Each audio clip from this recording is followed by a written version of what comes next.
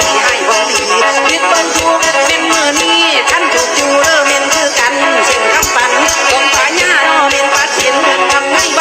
มีอยู่10เด้อเมนน้องฟังหมอพิจารณาตัดตะเหลวมาโดนนักลมไปใส่หูบ่เมนฉันเด้อเมนบ่รู้ก็ดึงฟังกันฝันเห็นกูเด้อเมนสีแดง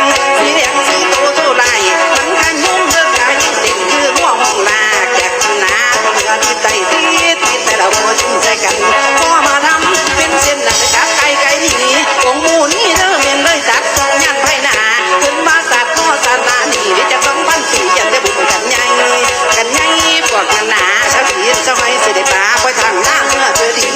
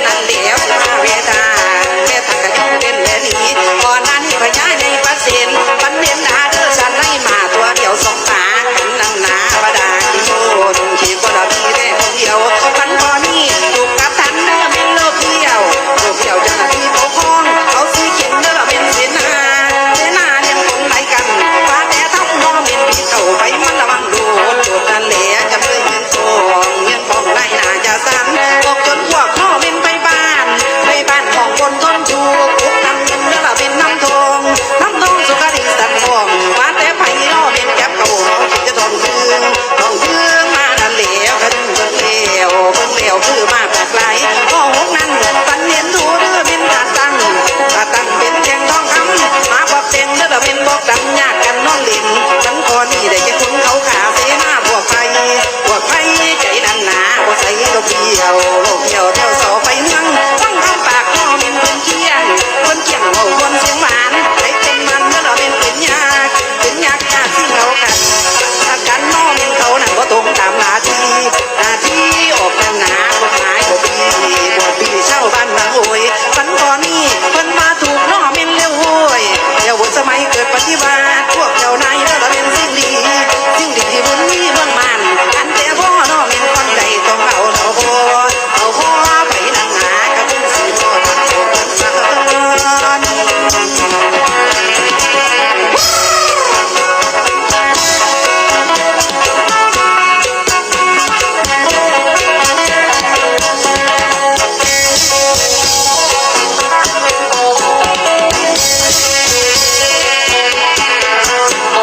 คุณแม่ฮอดพอใดล่ะแม่ฮอดพอหกแล้วเด้อแม่เด้อวันนี้ต่อพอเก็ดเนาะแม่เนาะ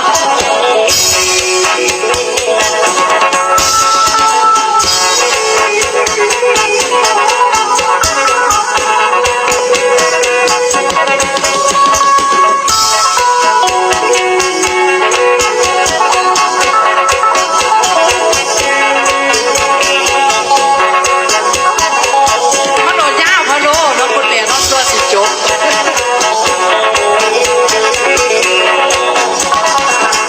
เอาฮันนี่ข้อเจ็ดนั้นฝันมาใส่น้อเม่นเมืองฝันใส่สูงเสื้อขาวเสือกันหนากะเจ้าอ่อนเหนื่อยลงน้ำพอดินปากกะกินเด้อเม่นน้ำเลื่อยพอกระดันกันตัวมาเด้อนั่นมานั่นมานั่นเลี้ยงบ่ห่อกันเลยบ่เศร้าพ่อนิยมมือเม่นพระเจ้าแปลออกทุกบุรุษเพราะนั้นมีเด้อเป็นเมียชมดังเขาชาวบ้านแต่ว่าเมียน้อเป็นหมอนั่นเป็นเมียชาตินั่นแหละบ่ยอม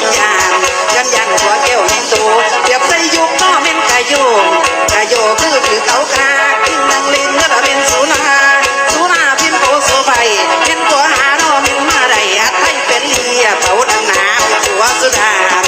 านปันนั่งหัวไอต้องมันไปน้อเป็นมานี่เห็นมาไรเหตุพวกผู้หญิงเสด็จมาลูกน้อยทำตัวจากตัวกันสมัยเธอเป็นกะยัวต้องสะดวกนี่โก